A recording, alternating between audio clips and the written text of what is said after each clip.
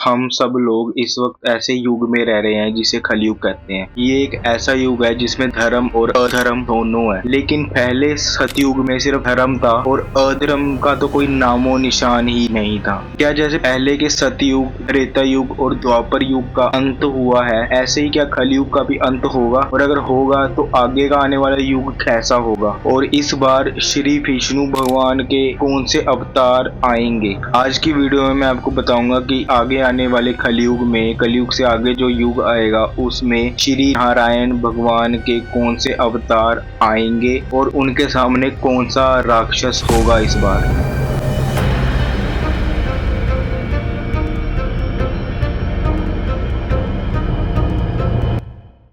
कलयुग को समझने से पहले हमें स्टार्टिंग से स्टार्ट करना पड़ेगा, यानी सतयुग। सतयुग एक ऐसा युग था जहां पर बुराई एक इनके बराबर भी नहीं थी, सिर्फ अच्छाई अच्छाई थी, यानी धर्म ही था। तो इसलिए सतयुग की जो उम्र थी वो सबसे ज्यादा थी। तो लगभग 17,28,000 ईयर्स की सतयुग की उम्र थी।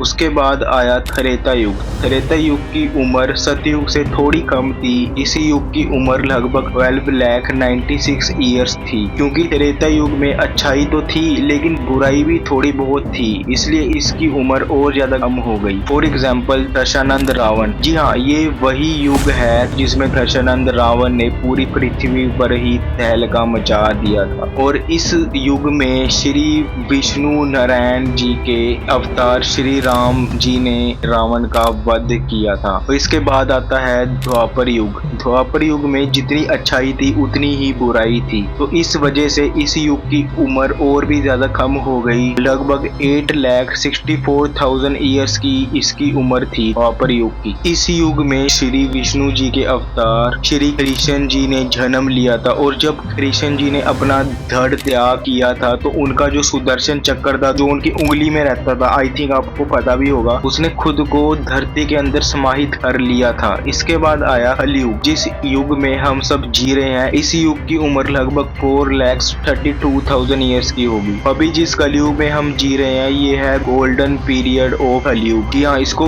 गोल्डन पीरियड कह सकते हैं कलयुग का, क्योंकि अभी ये स्टार्टिंग ही है कलयुग की। तो इस युग में लोग अच्छाई भी करेंगे, बुराई तो कर ही रहे हैं लेकिन अच्छाई भी काफी करेंगे। इस युग में लोग एक दूसरे का ख्याल भी रखेंगे, जानवरों का, पशु पक्षियों का, भगवान का नाम लेंगे, अल्लाह, ईसा मसीह, मतलब हर तरह के भगवानों का नाम लेंगे। और कहा जाता है कि जब से कलयुग शुरू हुआ है तब से लेके आज तक, मतलब 2026 में कलयुग के 5,000 ईयर्स कंप्लीट हो जाएंगे, और इससे आगे भी 5,000 ईयर्स और गोल्डन पीरियड रहेगा कलयुग का। लेकिन जैसे ही ये ईयर्स कंप्लीट होंगे उसके बाद स्टार्ट होगा घोर कलयुग। जी हाँ, अभी जो आप कलयुग में लोगों की बुराइयां देख रहे हैं वो कुछ भी नहीं है। घोर कलयुग की स्टार्टिंग में आपको दिखेंगे असली राक्षस जैसे लोग। जी हाँ, आपने बिल्कुल सही सुना, ऐसे लोग जो कि दूसरों को दुख देकर खुशी ढूंढेंगे। उस युग में लोग धीरे धीरे, जिसको पापी कहते हैं, वो बनना स्टार्ट कर देंगे। इसके बाद धीरे धीरे करके ऐसा जमाना आ जाएगा जिसमें लोग नरभक्षी बन जाएंगे। जी हाँ, घोर कलयुग के लगभग मिडल में लोग नरभक्षी बनना स्टार्ट कर देंगे, क्योंकि उस वक्त ना तो कोई खाने के लिए कुछ चीज बचेगी, ना पेड़, ना पौधे, ना पानी, क्योंकि आसमान से भी जो बारिश होगी वो नॉर्मल बारिश नहीं होगी, वो एसिड रेन होगी, क्योंकि इतना पोल्यूशन फैल चुका होगा कि बिल्कुल भी, मतलब जो हमारी उपजाऊ जमीन है वो तो एकदम से खत्म ही हो जाएगी। श्रीमद् भगवत पुराण में और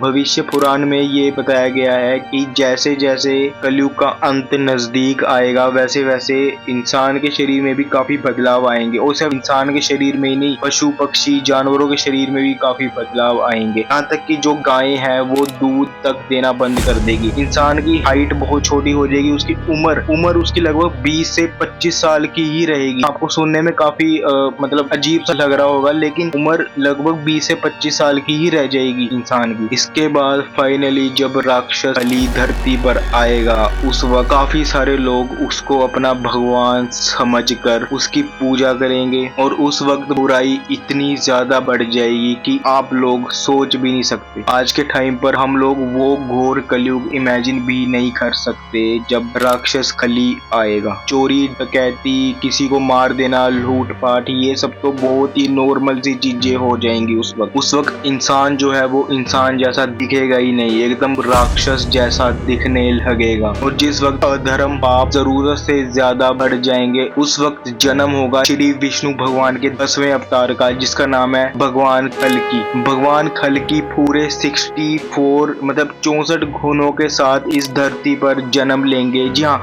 मतलब दुनिया में जितने भी गुण होते हैं पूरे गुणों के साथ धरती पर जन्म लेंगे। और भगवान कल्कि जो होंगे वो बहुत ही अलग दिखेंगे। मतलब उस वक्त के जो इंसान होंगे वो तो बिल्कुल राक्षस जैसे दिखेंगे, उनकी मतलब शक्ल एकदम से राक्षस जैसी हो जाएगी। लेकिन जो भगवान कल्कि होंगे वो बिल्कुल ही अलग दिखेंगे, तो मतलब सुंदर और मतलब बहुत ही साफ सुथरे जैसे मतलब भगवान। उनकी हाइट भी मतलब अच्छी खासी होगी, एकदम तगड़े हट्टे कट्टे, मतलब जैसे नॉर्मल इंसान अभी फिलहाल हैं वैसे बिल्कुल मतलब अच्छे खासे दिखेंगे। लेकिन उस वक्त के जो इंसान होंगे वो मैंने आपको बताया कि बिल्कुल राक्षस जैसे ही हो जाएंगे। और उस वक्त कुछ इंसान मतलब लगभग 0.0001% ही जो लोग होंगे वो भगवान कल्कि को पहचान लेंगे। जो लोग भगवान कल्कि को पहचान लेंगे वो लोग उनके साथ होंगे और तब जाके राक्षस कली और भगवान कल्कि का युद्ध होगा। अब ये जो राक्षस कली है ये बहुत ही पावरफुल होगा। अगर हम रावण से कंपेयर करें तो रावण से लगभग 100 टाइम्स ज्यादा पावरफुल होगा ये राक्षस कली। अब आप लोग सोचो कि जो रावण था वो अपने आप में मतलब कितना ज्यादा पावरफुल था। रावण में तो कुछ अच्छे गुण भी थे, जैसे कि वो शास्त्रों का ज्ञाता था, मतलब काफी ज्ञान था। लेकिन ये जो कली है इसमें एक इनके बराबर भी अच्छे गुण तो मतलब भूल ही जाओ, इसमें तो सिर्फ बुराई ही बुराई होगी। और आप लोग इमेजिन करो जब रावण इतना मतलब पावरफुल था तो उससे अगर 1000 गुना ज्यादा पावरफुल कोई राक्षस आ जाए इस धरती पे, उसको मतलब कौन ही हैंडल कर सकता है। और भगवान कल्कि मनुष्य रूप में उस राक्षस से कैसे लड़ेंगे। भगवान कल्कि जो है बेशक विष्णु भगवान के अवतार हैं लेकिन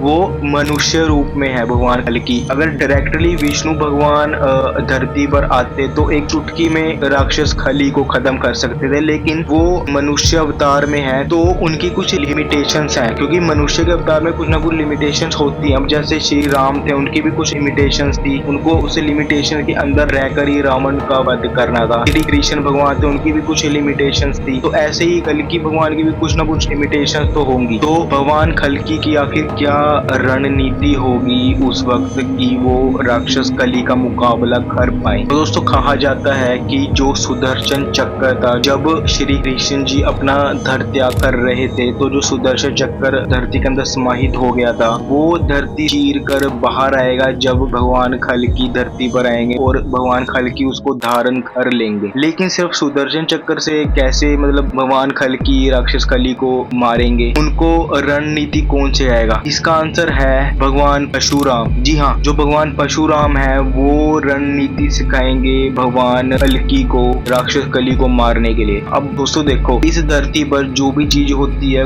उसके पीछे कोई ना कोई कारण होता है। अब जैसे ये सुदर्शन चक्र था, ये धरती के अंदर ही क्यों समाहित हो गया? भगवान विष्णु के साथ भी तो जा सकता था लेकिन ये धरती के अंदर समाहित हो गया था, क्यों? यही सबसे बड़ा कारण है कि जब भगवान विष्णु भगवान कल्कि के रूप में धरती पर वापस आएंगे तब ये जो सुदर्शन चक्र है भगवान कल्कि धारण कर लेंगे और भगवान परशुराम भी इसी धरती पर मौजूद हैं। जी हाँ, आपने बिल्कुल सही सुना। क्यों? इसी वजह से कि वो भगवान कल्कि को रणनीति सिखा सके। और भी जितने भी चिरंजीवी हैं जैसे अश्वत्थामा जी, विभीषण जी, ये सब भी भगवान कल्कि की मतलब साथ देंगे इस युद्ध में। और अब हरण के पास कवच और कुंडल थे, तो आई थिंक मुझे आपको बताने की जरूरत नहीं है कि जो हरण था उसके पास कवच और कुंडल थे, काफी बार आपने सुना होगा। तो जो हरण के कवच और कुंडल थे तो वो भगवान इंद्र ने हरण से कवच और कुंडल ले लिए थे, लेकिन वो उनको अपने साथ स्वर्ग लोक में नहीं ले जा पाए। तो उन्होंने वो कवच और कुंडल हरण के कहीं धरती पर ही रखे हुए हैं। जी हाँ, आपने बिल्कुल सही सुना, वो धरती पर ही रखे हुए हैं। क्यों वो अपने साथ स्वर्ग नहीं ले जा पाए उसे? जी हाँ, आपने बिल्कुल सही सुना, इसके पीछे कोई ना कोई कारण था। वो कारण यही था कि भगवान कल्कि जब राक्षस कली का वध करेंगे तब वो हरण के कवच और कुंडल धारण कर लेंगे। जी हाँ, यही सबसे बड़ा कारण है। मैंने आपको बताया ना कि धरती पर जो भी होता है कुछ ना कुछ कारण की वजह से ही होता है। और दोस्तों ये जो राक्षस कली है ये सच में इतना ज्यादा पावरफुल होगा